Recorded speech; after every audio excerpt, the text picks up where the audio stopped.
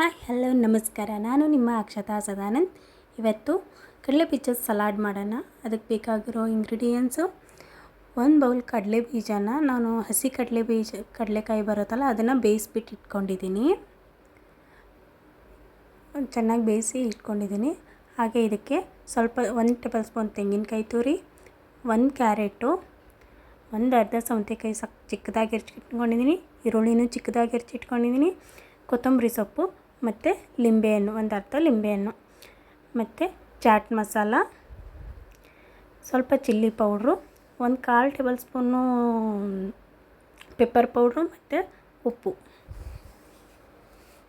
ಈಗ ಹೇಗೆ ಮಾಡೋದು ಅಂತ ನೋಡೋಣ.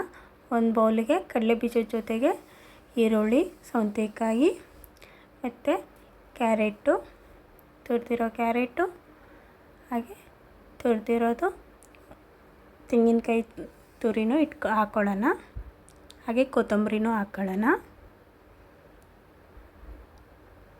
ಹಾಕ್ಕೊಂಬಿಟ್ಟು ಇವನ್ನೆಲ್ಲ ಚೆನ್ನಾಗಿ ಮಿಕ್ಸ್ ಮಾಡೋಣ. ನೋಡಿ, ನನಗೆ ಇದು ಯಾಕೋ ಸ್ವಲ್ಪ ಚಿಕ್ಕದು ಅನ್ನಿಸ್ತಿದೆ ಬಾಣಲೆ, ಅದಕ್ಕೆ ಬೇರೆದ್ರಲ್ಲಿ ಹಾಕ್ಕೊತಾ ಇದ್ದೀನಿ. ಬೇರೆದ್ರಲ್ಲಿ ಹಾಕ್ಕೊಂಡೆ. ಈಗ ಇದಕ್ಕೆ ಚಾಟ್ ಮಸಾಲ, ಚಿಲ್ಲಿ ಪೌಡ್ರು ಮತ್ತು ಪೆಪ್ಪರ್ ಪೌಡ್ರು, ಉಪ್ಪು ಇಟ್ಕೊಂಡಿದ್ನಲ್ಲ ಅದನ್ನ ಹಾಕ್ಕೊತಾ ಇದ್ದೀನಿ. ನೋಡಿ, ಉಪ್ಪು ನಿಮಗೆ ಎಷ್ಟು ರುಚಿಗೆ ತಕ್ಕಷ್ಟು ಅಷ್ಟು ಹಾಕ್ಕೊಳ್ಳಿ. 1/4 table spoon pepper powder, 1/4 table spoon chaat masala ಹಾಕ್ಕೊಳ್ಳಿ. ನೋಡಿ, ಈಗ ಚೆನ್ನಾಗಿ ಮಿಕ್ಸ್ ಮಾಡ್ಕೊತಾ ಇದ್ದೀನಿ. ಮೇಲೊಂಚೂರು ಲಿಂಬೆಹಣ್ಣು ಹಿಂಡಿ ಮಿಕ್ಸ್ ಮಾಡ್ಕೊಂಬಿಟ್ರೆ ಮುಗೀತು ಸಲಾಡು.